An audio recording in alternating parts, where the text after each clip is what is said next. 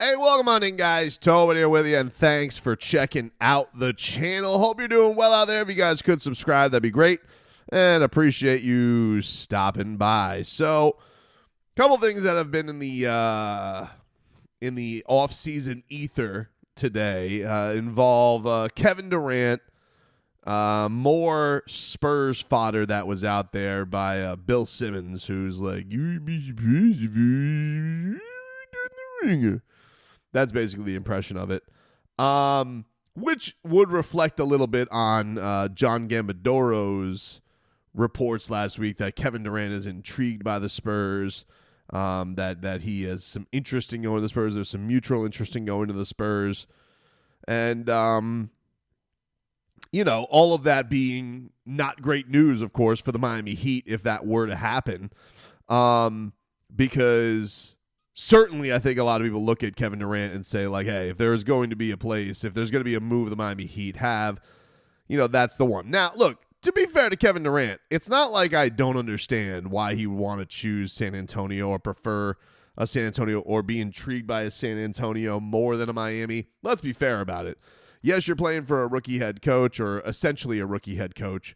But you're going into a situation where at the very least you're playing with a former All-Star in De'Aaron Fox, and you're playing with an extraterrestrial who is coming off of the blood clots, and is also, basically a 7'5" version of you, a guy who copycats you, who tries to be you. Now probably should be inside a little bit more, but is one of these freaks that I think for Kevin Durant, who being a basketball head the way that he is, would be intrigued by something like that. I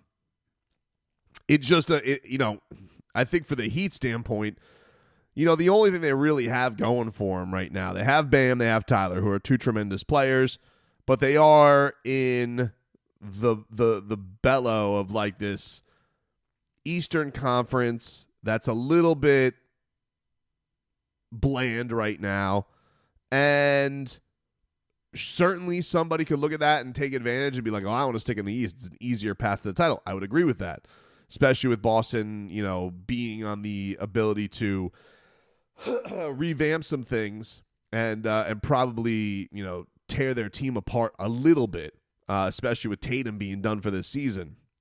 But, from the Spurs standpoint, it is interesting because, they have the number 2 pick. They could just skew very, very young. Like, they made the trade for De'Aaron Fox last year. They have the number 2 pick. They got the Rookie of the Year in Stephon Castle on top of Wembanyama. So they could do an Oklahoma City type thing here where, yeah, maybe it takes them 3 years, but it probably isn't as vast a wait as long as Wembanyama's good coming back, as opposed to like putting a jolt into it, putting Kevin Durant in there to be your certified guy. There's been some Giannis noise as well around them. But there was also an interesting thing today where there's an article in Yahoo Sports talking about the conundrum the Spurs are about to get into with the number 2 pick, because they're basically going to, it's likely they're going to draft Dylan Harper. That's, looked upon as the best guy at number 2. Guess they could go Bailey. I'm sure they could, stunt some people and go Edgecombe, but most people think that you would go Dylan Harper in that situation. And there's a piece by Kevin O'Connor just basically talking about what a weird fit that would be, because you have 3 guys in Fox, Castle, and Harper who are not very good shooters. And, with a Wembanyama, there's an element to, you have somebody like that who could feast in the paint and likes to get up threes himself, that you want to surround him with more shooting. So the part that references the Heat here is they talk about an option where they get to a point where they could trade De'Aaron Fox, okay? And he's, mind you, owed an extension that's probably going to be for like over $200 million. He wanted to go to San Antonio. He's from there. And they traded a good amount of draft capital for him. Now, not all of their picks. They traded a Minnesota pick and a Charlotte pick. But they traded 3 first-round picks for him. And so he suggests the idea of, like, what if you just go with Harper, you go with Castle, and then you trade De'Aaron Fox because you didn't think you're going to get the number 2 pick, and essentially move on from the De'Aaron Fox experiment before it really begins. And he suggests the logical teams that would be involved in a trade, and he mentions the Miami Heat. He mentions the Brooklyn Nets, and he mentions the Houston Rockets. He said, trade De'Aaron Fox for Fred VanVleet, Jabari Smith, the 10th pick, and future firsts. Fred VanVleet gives the Spurs a vet, while Smith would be a fascinating fit next to Wemby. He also mentions for the Nets, Cam Johnson and draft capital, and Johnson spaces the floor, fits the timeline. And then he mentions for the Heat, which it seems for some reason like the biggest haul that you would get for De'Aaron Fox, which I'm just confused by. But he says, for De'Aaron Fox, trade Duncan Robinson. Okay, logical, he's expiring. Haywood Highsmith, Nikola Jović, and the 20th pick, and unprotected picks in 2030 and 2032. Fox upgrades Miami's point guard spot, while San Antonio gets picks, 3 shooters, including a young piece in Jović. I got to tell you, that seems like a much more vast haul for De'Aaron Fox than the other pieces. While, yes, you're getting more proven pieces in Cam Johnson, who's obviously tremendous as a shooter, and then you just mentioned draft capital. It's kind of just like thrown out there, so I don't know what that means.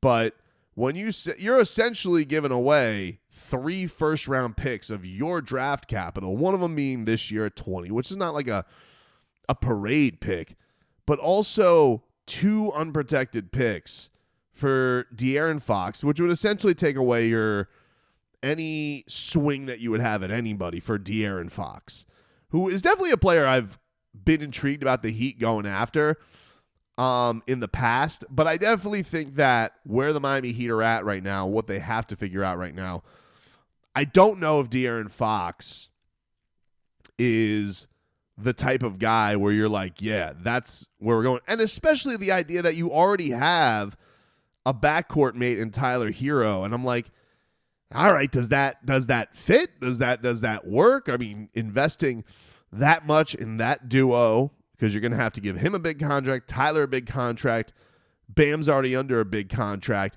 and then on top of it, you've eradicated 3 first-round picks. And to me, it's just like, hey, if you're the Spurs, I don't know what other people would offer for De'Aaron Fox right now, but if you're the Spurs and you know that he's owed a big contract, and you're leaking out there and you're like, hey, yeah, we want to get 3 first-round picks back. I'm like, yeah, no dice. Like, you gave up 3 first-round picks. Would I do it for a first-round pick? Maybe 2 on top of this package. I'd consider it. I still don't love the idea of throwing Jović in here as far as a little sweetener for somebody who I don't know is like the quintessential pick for Miami.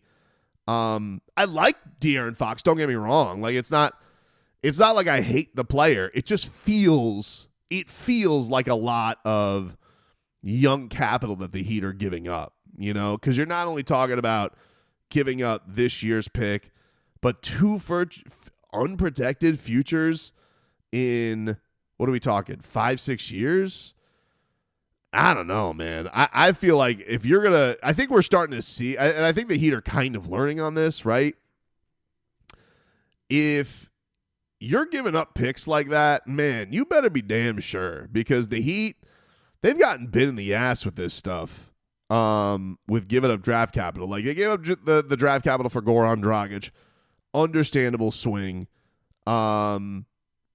And got some good runs. Also had some bad fortune with Chris Bosh. You gave up first-round picks to clear out the mistakes of Hassan Whiteside and also to get Jimmy Butler. Understandable gamble. You did a terrible move in giving up a first-round pick for Terry Rozier in the Kyle Lowry trade. But if you're talking about, like, hey, we want to have a year where we're in the game for whoever, make it Anthony Edwards, make it Luka, make it whoever the whale you think is that you need draft capital. Are you really willing to blow all that on De'Aaron Fox, especially on a rebound deal for the Spurs where they're like, oopsie, we don't want him anymore.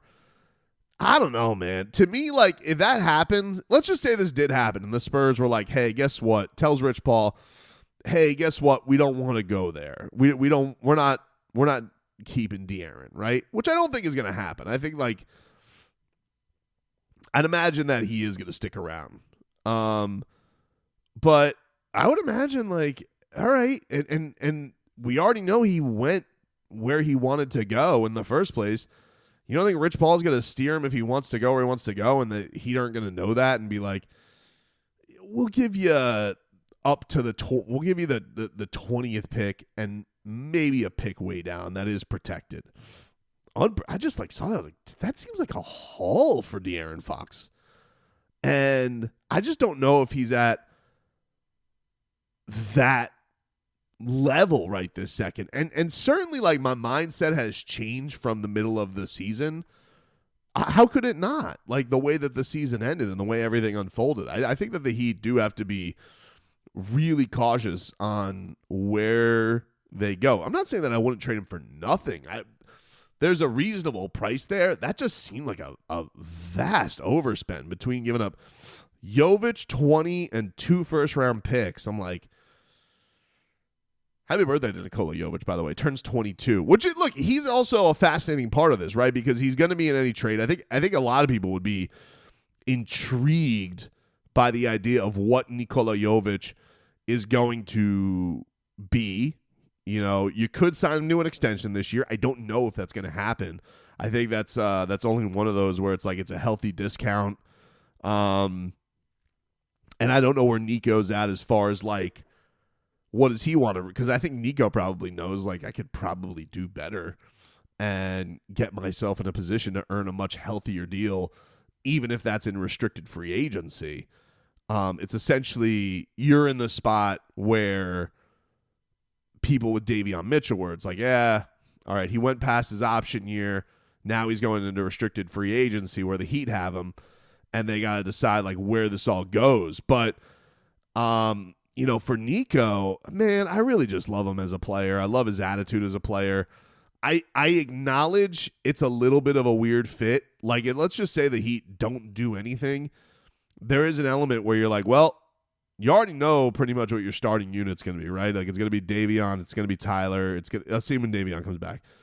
Davion, Tyler, Wiggins, Bam, Kalel. You're hoping for improvement from Kalel. You're hoping for a more comfortable Wiggins. Davion and Tyler with more chemistry together. And then essentially you're going into this with Nico being your sixth man again, which I thought he was really good at.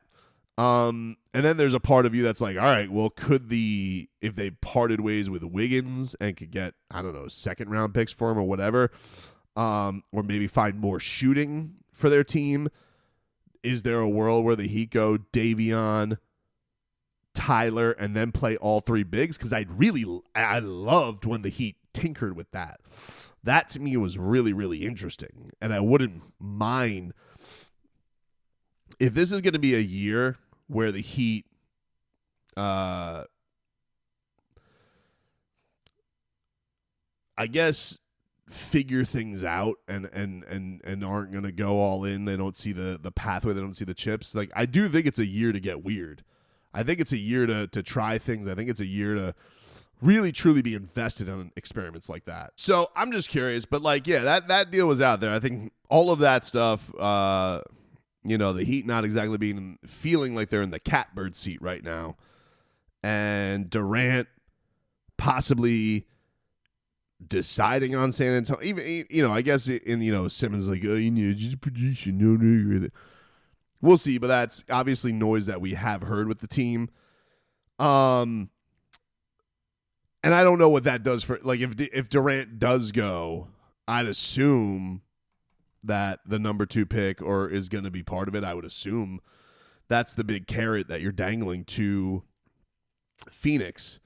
Even if it's, but even if it's not, like, will they still be in a spot? I feel like Durant's going to want to play with some grown-ups, right? Like, he doesn't want to play with all kids. And, no CP3 there. Like, to me, it would make sense more of like if Durant happens that Fox is going to be there. This seems more like, hey, if Durant doesn't and we take Harper, we're going to go youth movement and take some time to develop. Do we keep De'Aaron Fox around? I mean, like, from my perspective, if I was the Spurs, I would just keep him around and you know, let Harper slow roll it and see what happens. I don't know, like, I don't picture Wembanyama making a stink about it. But if they do end up in a place where, like, De'Aaron Fox is like, well, I don't want to be here if my eventual – I don't want to be in another situation where, like, if my eventual replacement is here, does he ask out? I suppose that could happen. But if he asks out, like, if I'm the Heat, I'm not giving up 3 first-round picks for a disgruntled De'Aaron Fox. It seems like insanity to me. You know, like, I guess I put it like this. There's no way that in a scenario like this, if the Spurs are flipping De'Aaron Fox, there's no way it's a pleased De'Aaron Fox, which to me would mean, yeah, your draft capital is going to go down and how much you get for him, just from my perspective. And then on top of it, you're out of Nico. Like, no. That to me is a no sell. Not for Fox. I like him as a player. Clutch. We know about the Bam relationship. Not exactly, you know, look, we've done plenty of segments about the Heat acquiring De'Aaron Fox. But there is a little bit of like, all right, once you're out of the initial chase and you know that, okay, the next team is trying to flip him, you know, it has a little bit of like a Victor Oladipo feel, right? Like, we all love Vic as a player, like, represented everything well, but you kind of were like, all right, are you getting this at like the peak of its powers? And knowing that like nothing happened to De'Aaron Fox, but it just, to me, wouldn't sit well if it's just like, yeah, they just traded him for 3 first-round picks. You're now trading him for 3 first-round picks and one of your most intriguing young players. I don't know. That to me just doesn't. I wouldn't stomach that one too well. And I am curious to see what is to come of Nico. You know, 22 years old, got Eurobasket coming up, and it's so unfortunate what happened with that injury this year. I know that he had like the bad game in the playoffs, but like he also was so huge in even making that a game. I just love the things that he's about. And I understand it's a weird fit because he is a tall player who is getting better defensively, has grown very strong, but has to also take advantage of his physical gifts to punish smaller players, like has to.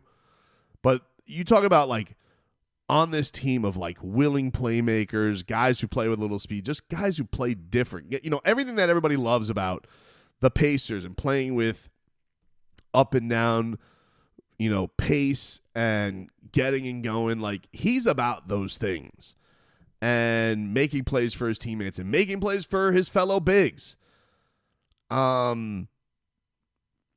It's got to be something special for me to want to give him up. And it's nothing against De'Aaron Fox. I just think that plus draft capital, knowing even that he's got a deal coming up, I'm no sell on that. I can't co-sign that.